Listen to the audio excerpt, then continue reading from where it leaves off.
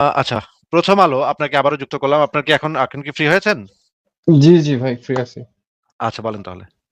জি, আমি ওই যে আ ২ দিন আগেও আসছিলাম, ওই যে বসুন্ধরার ব্যাপারে কিছু কথা বলছিলাম আপনার সাথে। সামাজিক বিষয় নিয়ে কিছু কথা।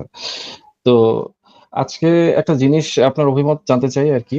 আর আমার একটু কৌতূহল, সেটা হচ্ছে গিয়ে আপনারা যারা অ্যাক্টিভিজম করেন, আ তাদের মধ্যে কারা মেইনলি, বা অথবা আপনারা কি কেউ ব্যবসায়ী কিনা, বিজনেস করেন কিনা, বা আপনারা উদ্যোক্তা কিনা? এই জিনিসটা আমার জানার একটু ইচ্ছা। যদি সুযোগ থাকে একটু জানাবেন। আ আর জিনিসটা হচ্ছে গিয়ে, আ বিষয়টা এভাবে ব্যাখ্যা করা যায় যে, ধরেন কোনো বড় ভাই তার ছোট ভাইকে আ মানে নসিহত করতেছে আরকি, হ্যাঁ? যেহেতু বড় ভাই জানে কিছু জিনিস, ছোট ভাই এখনো জানে না। তো তো নসিহত করার ক্ষেত্রে সে যদি বলে যে, "হ্যাঁ, তুই সিগারেট খাবি না, বা তুই মাদক করবি না, বা তুই হয়তো ওই যে বন্ধু-বান্ধবের সাথে একত্র ওই যে আড্ডা দিয়ে সময় নষ্ট করিস না।" হ্যাঁ? কিন্তু যদি দেখা যায় যে বড় ভাই নিজে কিছু করতে পারে নাই, মানে আসলে দেখা যায় যে সেই বড় ভাই নিজে আসলে কোন কিছু অলরেডি করতে পারেনি, তাহলে সে ছোট ভাই আসলে তার কথাটা শুনবে কেন আরকি? বুঝছেন?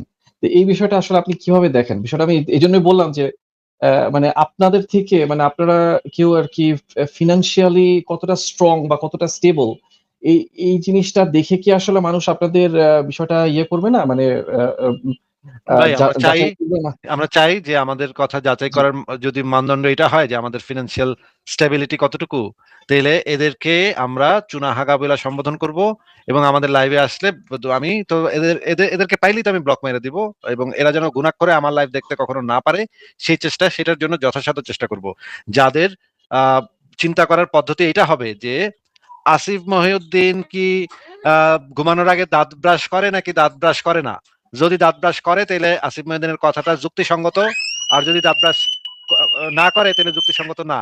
বা আসিফ মহিউদ্দিনের ফিনান্সিয়াল স্ট্যাবিলিটি কতটুকু, এটার উপরে যদি আমার যুক্তি অ্যাকসেপ্টেবল নাকি অ্যাকসেপ্টেবল না, এটা যদি হুম, একজনের চিন্তার পদ্ধতি হয়, তাহলে এদের সামনে হুম। পেলে আমি একদম চুনা হাগা বইলা কোনোদিন আমার লাইভ দেখবি না, খবরদার আজকে আমার ব্লক মেরে দে, এটা হুমকি দিয়া তারে আমি আমার ব্লক মারাইয়া তারে আমি বহিষ্কার করব, যেন জীবনে কখনো আমার লাইভ শেয়ার কখনো দেখতে না পারে। ভাই আমাদের পদ্ধতি হচ্ছে এটা। আমি আসলে বুঝি নাই যে, মানে আমি যেটা বলতে চাইছি সেটা কি আপনি ইয়ে করছেন কিনা? মানে বিষয়টা এটা যে, আপনারা আসলে নিজেরা এক নম্বর কথা হচ্ছে জি, আমরা কখনো কাউকে কোনো নসিহত করি না। এটাই একটা ভুল চিন্তার ভিতর দিয়ে আপনি আসছেন। কখনো কাউকে কোনো নসিহত করি না। আমরা একটা না, যুক্তি তুলে ধরি, তথ্য প্রমাণ তুলে ধরি। জি, নসিহত জি, করা জি, আমাদের জি, কাজ না। জি, ২ জি, নম্বর জি। কথা হচ্ছে আমাদের বক্তব্য শুধুমাত্র নির্ভর করে আমরা যে যুক্তিটা দিচ্ছি সেই যুক্তিটার উপরে। সেই যুক্তিটা ভ্যালিড কিনা সেটার উপরে।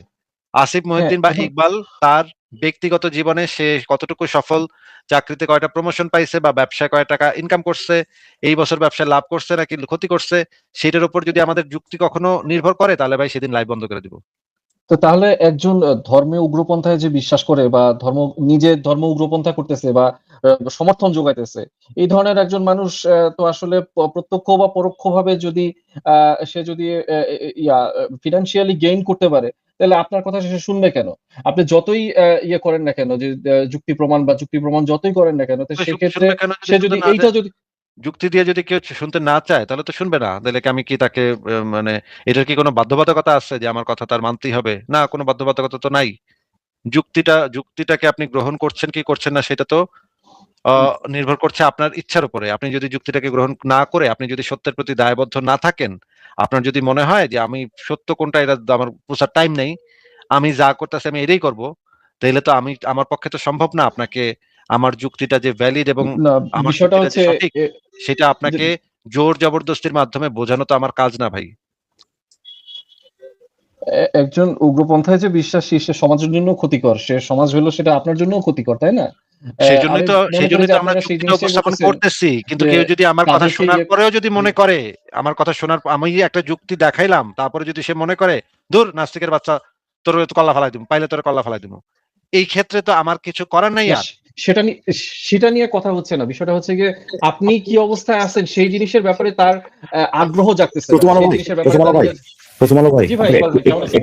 একটু ভালো আছে, আপনাকে একটু থামাই। একটা জিনিস এখানে ক্লিয়ার করে নেই। আপনি একটা নৈতিক কাজের কথা বলেন তো ভাই, বা একটা অনৈতিক কাজের কথা বলেন তো, অনৈতিক কাজ।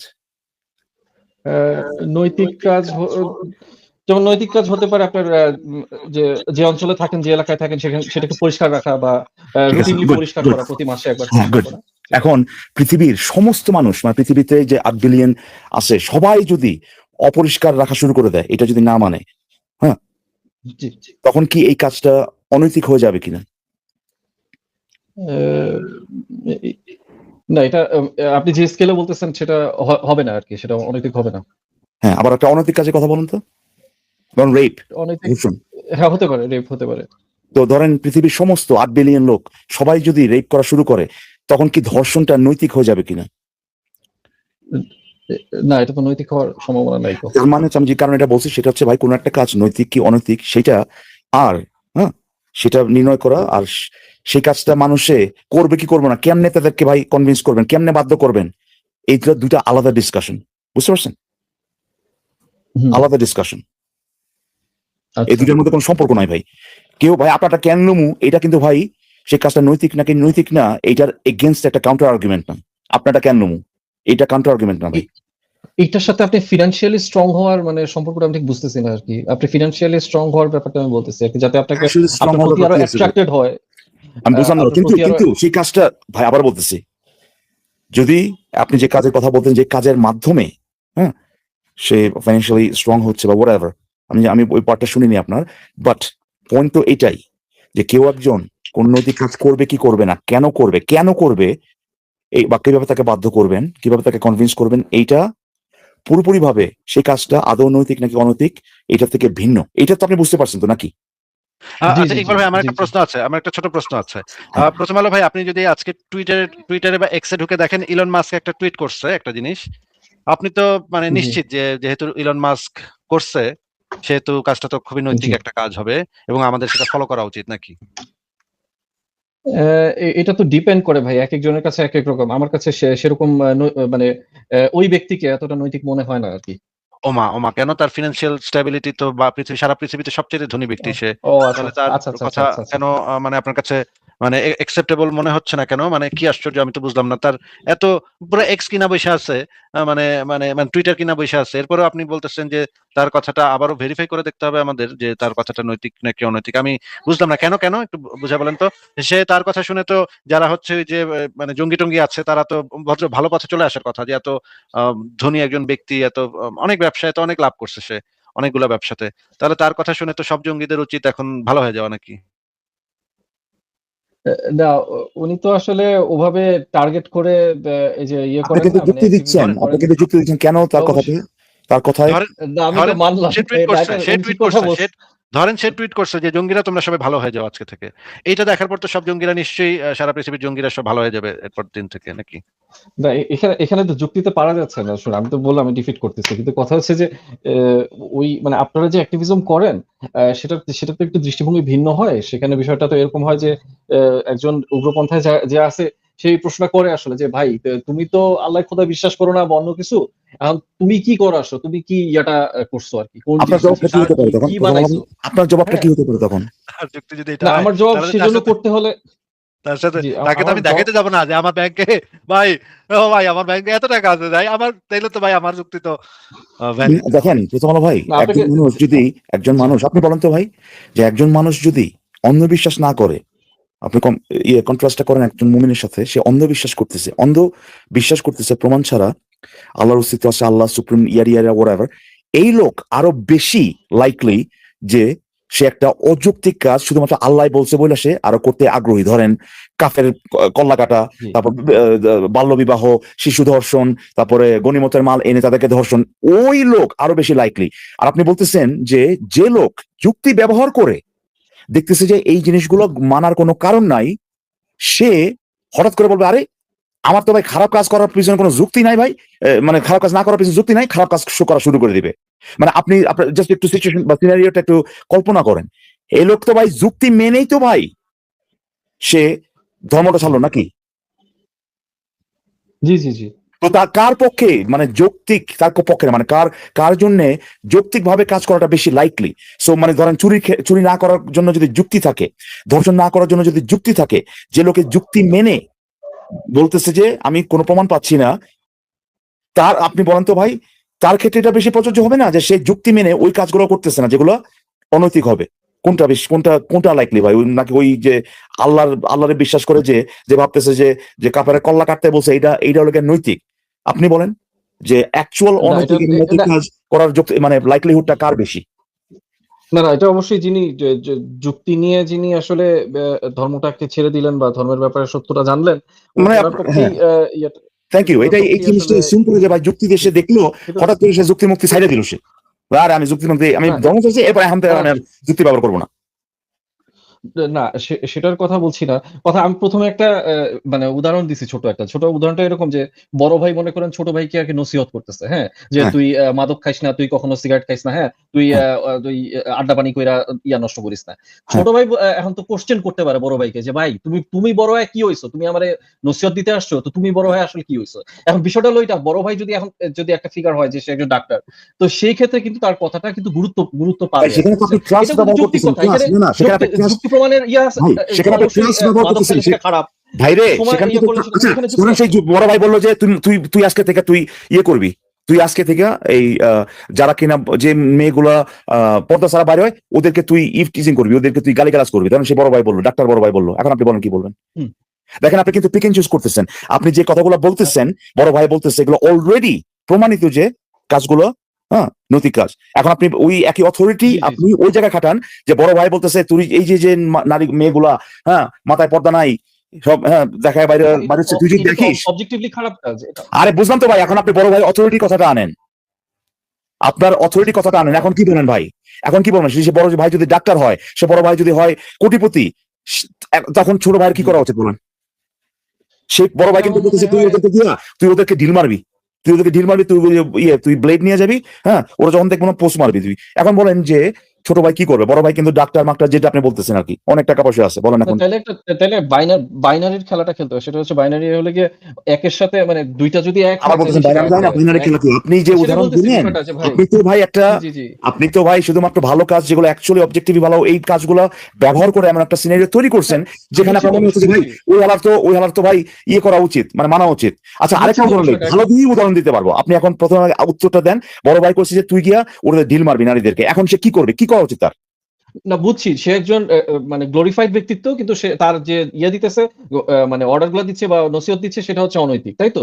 এই ২ টা হ্যাঁ জিনিসের মধ্যে অনৈতিক তো কনফ্লিক্ট। অবজেক্টিভ মেজারে, কিন্তু আপনি এই তো ২ টা ভাই জিনিস তো তাহলে ওটাকে কনফ্লিক্ট হয়ে যাচ্ছে। কিন্তু আপনি তো ওখানে অবজেক্টিভ মেজারটাকে, অবজেক্টিভ যে স্ট্যান্ডার্ড বাদ দিয়া আপনি ভাই একটা বড় ভাই কইতেছে তার তো অনেক পাওয়ার আছে, আপনি তো প্রপোজ করতেছেন যে তারা মানা উচিত, রাইট? না সেটা তো তার প্রেক্ষিতে জিনিসটা ধরতে হবে ভাই। যে তার প্রেক্ষিতে আমি বিষয়টা বুঝছি তো তার ছোট ভাইয়ের প্রেক্ষিতে, কিন্তু জি, কিন্তু জি, আপনি জি। নিজেই এখন বলবেন যে না এ বড় ভাই কেন, ও আল্লাহ ঈসা করলেও ভাই এটা মানা উচিত না, রাইট? অবশ্যই। হ্যাঁ, এটা মানে এক্স্যাক্টলি। কিন্তু আপনি অনৈতিক আপনার হলে তো আপনি অবশ্যই নিজে হবে। দিয়েছেন। আরেকটা সিনারি আপনাকে দেই, যেখানে খারাপ কাজও না ভাই। আচ্ছা দান করা এই জিনিসটা কি ভাই ভালো নাকি খারাপ? উম উম আ আপনার যে প্রয়োজনে দান করা অবশ্যই ভালো। প্রয়োজন, আপনি দান যদি প্রয়োজন করতেছেন, আছে। গরিব দুঃখীদেরকে খাওয়াচ্ছেন, এই কাজটা জি। খারাপ নাকি ভালো ভাই? হ্যাঁ, অবশ্যই ভালো। মানে যেটা আচ্ছা ঠিক যেটা আছে, এখন আমি এসে বললাম যে আমি আপনার এলাকার বড় ভাই, এলাকার মাস্তান, এলাকার ওরার, এলাকার সবচেয়ে হোমরা সোমরা, আপনার বললাম যে আপনি এই ভালো কাজটা করার জন্য সমস্ত আপনার জীবনের যত পয়সা আছে সব ব্যবহার করে জি। এই ভালো কাজটা করবেন একেবারে শেষ পর্যন্ত। এখন আপনি বলেন, আপনাকে যে আমি বাধ্য করতেছি এই ভালো কাজটা করার জন্য, এইটা কি ভালো হচ্ছে হুম। কিনা? না এটা একটু কমপ্লেক্স হয়ে গেল যে না এটা অবশ্যই হচ্ছে না। কারণ তার জন্য নিজের সম্পদও রাখতে হবে, তাই না? মানে তার রাইট, সেটা করতে হবে নিজের এবং ইচ্ছা করছে, তার এক্স্যাক্টলি। সো এখানে জি, এইটাও না যে ভাই যে কেউ যদি আল্লাহ যদি ঈসা কাউকে ভালো কাজ করতে বাধ্য করে, এই জিনিসটাও অ্যাকচুয়ালি ইমোরাল। অবজেক্টিভলি ভালো কাজ করতে যদি বাধ্য করে হুম। এইটা হবে ইমোরাল। যে কাজটা আমরা করি আমাদের সমাজে, সেটা হচ্ছে যে ভাই আমরা খারাপ কাজ যেগুলো সেগুলা বন্ধ করার চেষ্টা করি, সেগুলা যাতে না করতে পারে, সেটা খারাপ কাজ করবেন না এইটা আমরা বাধ্য করি করতে, কারণ আপনি একটু স্কেল ডাউন করে তাহলে চিন্তা করেন না। একটা মুমিন এই হ্যাঁ, জিনিসটা তাহলে করতে আগ্রহী হবে কেন? কারণ সে একটা প্রোটেকশন এর মধ্যে আছে, হ্যাঁ? সে থাকলে মানে উগ্রপন্থার সাথে থাকলে তার অর্থনৈতিক সুবিধা হয়। তার কাছ থেকে লোকজন তার আচ্ছা তাহলে কিন্তু ব্যবসা আপনি প্রতিষ্ঠান আবার থেকে বলতেছি আপনাকে, করে। তাহলে আবার তাই না? আপনাকে বলতেছি, তাহলে আপনি কেন অনৈতিকতার ডিসকাশন মানে থেকে সরে আপনি কোন আসছেন ভাই। এক্সাম্পল দেখান। কারণ সে ভাই জানতে ভাই হবে ভাই তার ছোট মাথা জি, ভাই প্রথম আলো ভাই, আপনি তাহলে আবারও জি, আমরা নৈতিকতা অনৈতিকতার ডিসকাশন থেকে সরে আসছি, রাইট? জি, জি, এখন তো আমরা কোনো কাজ নৈতিক বা অনৈতিক কিনা এটা নিয়ে আলোচনা করতেছি না। আপনি যদি এটা বলেন যে যে একটা মুমিন তো ভাই আল্লাহরে মাইনা, হ্যাঁ তার তার মানলে তার সুবিধা আছে সেই কামগুলো করতে পারে। এখন তো আর আমরা ওই কাজগুলো নৈতিক নাকি অনৈতিক সেটা নিয়ে আলোচনা করতেছি না, রাইট? না, কারণ আপনাকে তো দেখাইলাম যে ভাই কেউ বলছে বা কেন সে কোন একটা কাজ করবে, তার কোনো সুবিধা আছে কিনা, হ্যাঁ, এইটা দিয়ে তো আমরা নৈতিকতা যাচাই করি না। কাজটা তার জন্য যদি সুবিধাও যদি হয়, whatever, doesn't matter, আচ্ছা, হ্যাঁ, এই কাজটা নৈতিক হবে ওই যুক্তির কারণে, অনৈতিক হবে যুক্তির কারণে।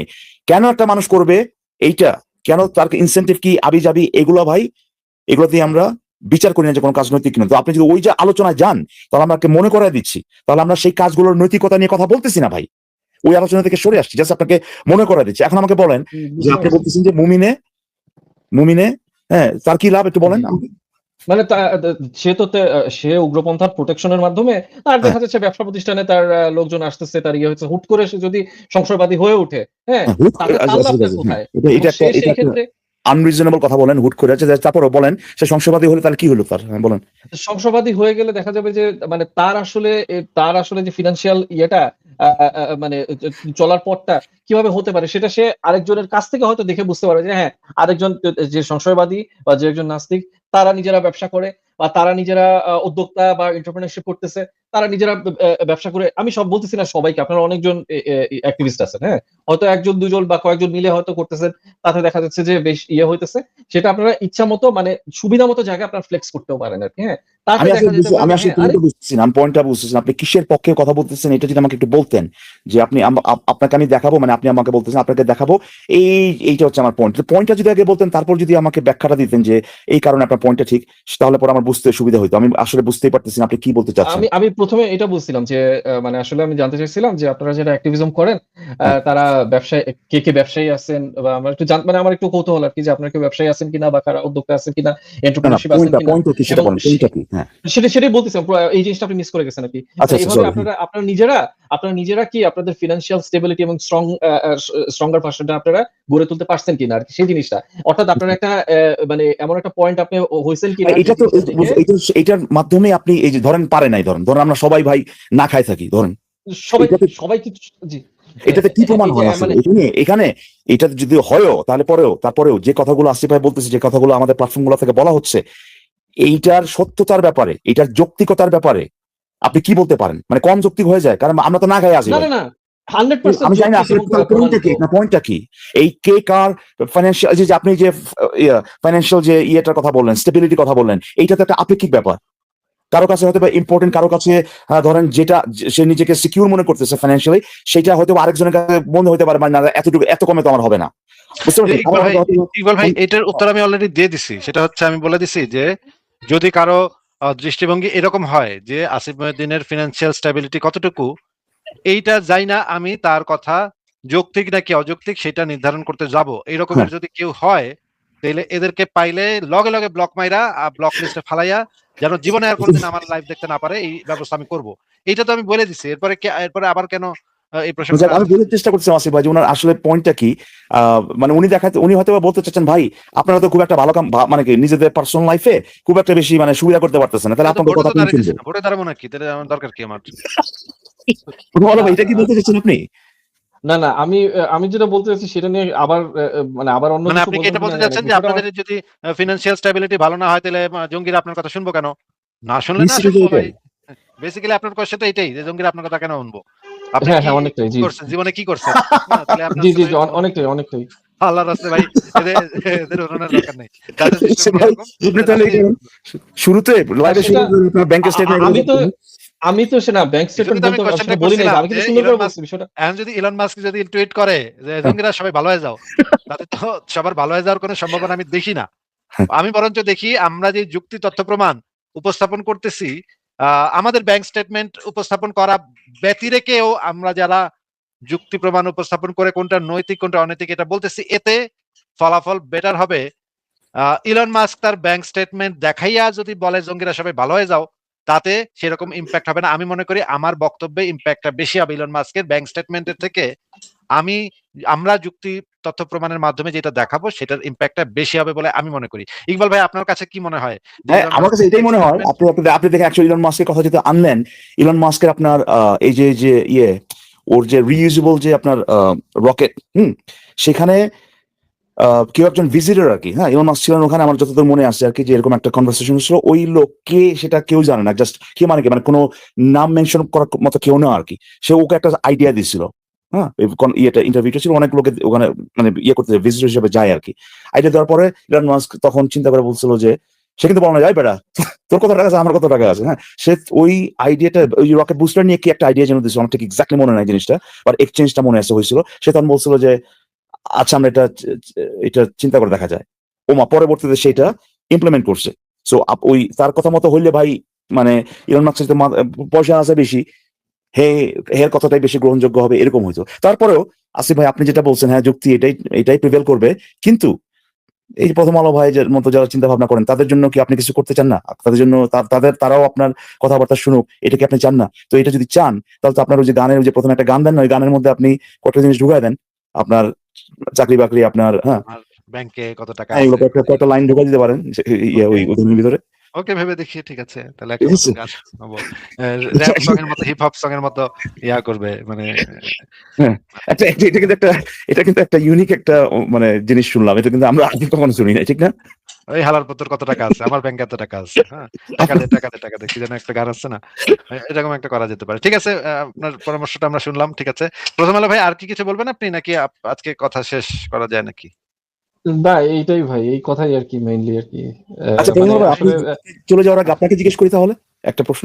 জি বলে, জি বলেন, আপনি কি মাছের প্রশ্ন ব্যক্তিগত ভাই। জীবনে এই নীতিটা ফলো করেন? আপনাকে যখন কেউ কোনো কিছু করতে বলে আপনি কি এটা ফলো করেন যে আরে হালার তো অনেক টাকা, এইটা কি আপনি ফলো করেন?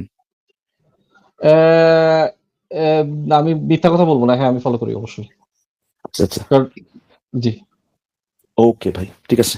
এটা ঠিক কি আছে করবো? ভাই, ঠিক আছে, আমাদের তো কিছু বলার নাই বা করার নাই, এটা যার যার ব্যক্তিগত বিষয়।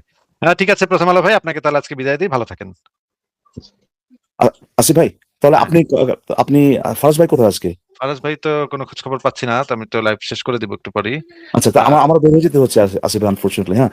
আম, আচ্ছা, ভাবছিলাম যে ফারাজ ভাই যদি থাকে তাহলে তো লাইভটা লাইভ অ্যাটলিস্ট মানে শুনতে পারতাম, যদি যুক্তি যদি নাও থাকি তো। তাহলে ভাই আপনি যতক্ষণ লাইভ চালাবেন ততক্ষণ শুনি আর কি, হ্যাঁ। আপনি, ঠিক আছে, এই যে ফারাজ ভাই চলে আসছে, বলতে বলতে চলে আসছে, ও আপনি গুড গুড। থাকেন তাহলে, আমিও আমি ফারাজ আমি ভাই। বের হয়ে যাচ্ছি, আমি পরে ফারাজ ভাই যদি থাকে তাহলে যদি লাইভ লম্বা হয় আবার পরে যুক্ত হওয়া যাবে না, বাট আমি এখন বের হয়ে যাচ্ছি আর কি। ঠিক আছে, ঠিক আছে ইকবাল ভাই।